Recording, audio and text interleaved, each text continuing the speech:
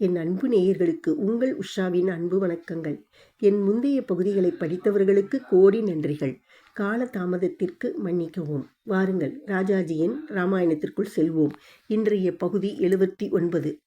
மந்திர ஆலோசனை. மறுநாட்காலையில் எழுந்ததும் விபீஷணன் அரசனிடம் போனான். தனக்குள் விஷயத்தை மறுபடியும் நன்றாக யோசித்து முடிவு செய்து கொண்டு சென்றான். அண்ணனுடைய நன்மையை கருதி அவனை எப்படியாவது திருத்தி காப்பாற்ற வேண்டும் என்று எண்ணி சென்றான். எப்போதும் போல் ராஜ மாளிகை எல்லாவித செல்வமும் லட்சணமும் பூசைகளும் நிறைந்து விளங்கிற்று. ஆயுதங்களும் கவசங்களும் போன்ற பணிவிடை ஆட்கள் எங்கே பார்த்தாலும் நின்றார்கள். பிராமணர்கள் வேத கோஷம் செய்து கொண்டிருந்தார்கள். வாத்தியக்காரர்கள் சுப்பிரபாதம் வாசித்துக் கொண்டிருந்தார்கள். இப்படி மங்களநாதம் நிறைந்த ராட்சத வேந்தனுடைய அரண்மனைக்குள் மிக்க ஆவேசத்துடன் பிரவேசித்தான். அரசன் முன் கைகூப்பிய வண்ணம் நின்றான். முக்கிய மந்திரிகளைத் தவிர மற்றவர்களை வெளியே போகச் சொல்லி ராவணன் தன் தம்பியை பேசச் சொன்னான். அண்ணனே, நான் சொல்லுவதில் பிசகிருந்தால் மன்னிக்க வேண்டும். என்னுடைய லாபத்துக்காக நான் ஏதும் பேசவில்லை. உம்முடைய நன்மை ஒன்றையே கருதி பேசுகிறேன். நான் சொல்வதை கேட்டு ஆலோசித்து காரியங்களை செய்ய கோருகிறேன் என்று ஆரம்பித்தான். சீதையை நீர் கொண்டு வந்தது முதற்கொண்டு லங்கா நகரத்தில் நானும் மற்றவர்களும் அபசகுணங்களையே காண்கிறோம்.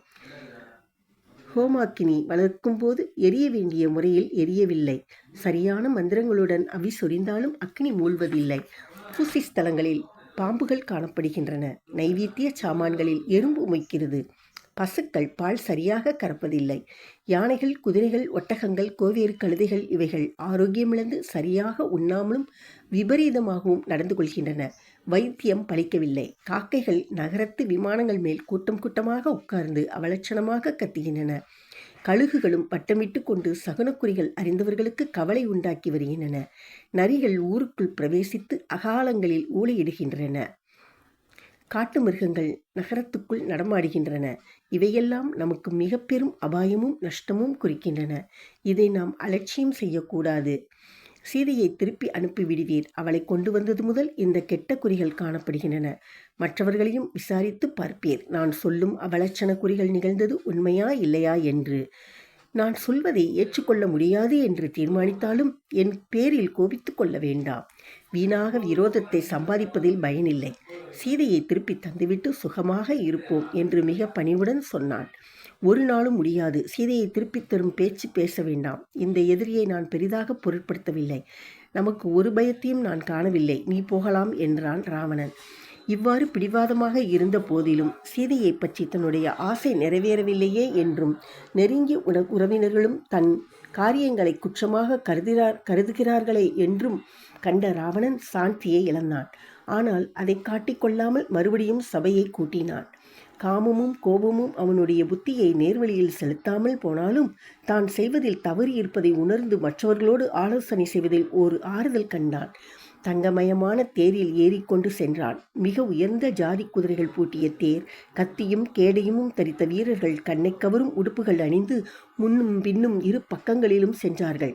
சிலர் தேர், யானை, குதிரை முதலிய வாகனங்களில் ஏறி பயங்கரமான தோமரம், கோடரி, சூலம் முதலிய ஆயுதங்களை தரித்து ராவணனுடைய தேருக்கு பின்னால் சென்றார்கள். சங்கம், பேரி முதலிய யுத்த வாத்தியங்கள் முழங்கின. ராஜவீதியில் லங்கேசன் பரிவாரத்துடன் இப்படி வெகு கம்பீரமாக சென்றபோது வழியில் நின்றவர்கள் எல்லோரும் கைகூப்பி தலைவணங்கி நமஸ்கரித்து வெற்றி கோஷங்கள் செய்தார்கள். திக்குகள் நடுங்கும்படி சங்கங்களும் பேரிகைகளும் கோஷிக்க ராஜராஜன் சபைக்குள் பிரவேசித்தான். தங்கத்தாலும் வெள்ளியாலும் செய்யப்பட்ட தூண்களும் சிறந்த விரிப்புகளும் மயனுடைய சிற்பமும் சாமர்த்தியமும் விளங்கிய அந்த மண்டபத்தில் வைடூரிய சிம்மாசனத்தின் மேல் ராவணன் அமர்ந்தார். நூற்றுக்கணக்கான பிசாசுகள் சபைக்கு காவலாட்களாக நின்றன. ராஜராஜன் உத்தரவின்படி ராட்சச வீரர்கள் ஆயிரக்கணக்காக வந்து குழும்பியிருந்தார்கள். அவர்கள் வந்த வாகனங்கள் வெளியே பெரும் கணக்காக நின்றன. அவர்கள் பதவிக்கு தக்கவாறு ஆசனங்களில் உட்கார்ந்தார்கள். புரோகிதர்கள், வேதம் ஓதுபவர்கள் நூற்றுக்கணக்காக வந்து வெகுமானிக்கப்பட்டு அமர்ந்தார்கள். விபீஷணன், விகன், பிரகஸ்தன் முதலியவர்கள் ராவணேஸ்வரனுடைய வணங்கிவிட்டு தங்களுடைய ஆசனங்களில் அமர்ந்தார்கள்.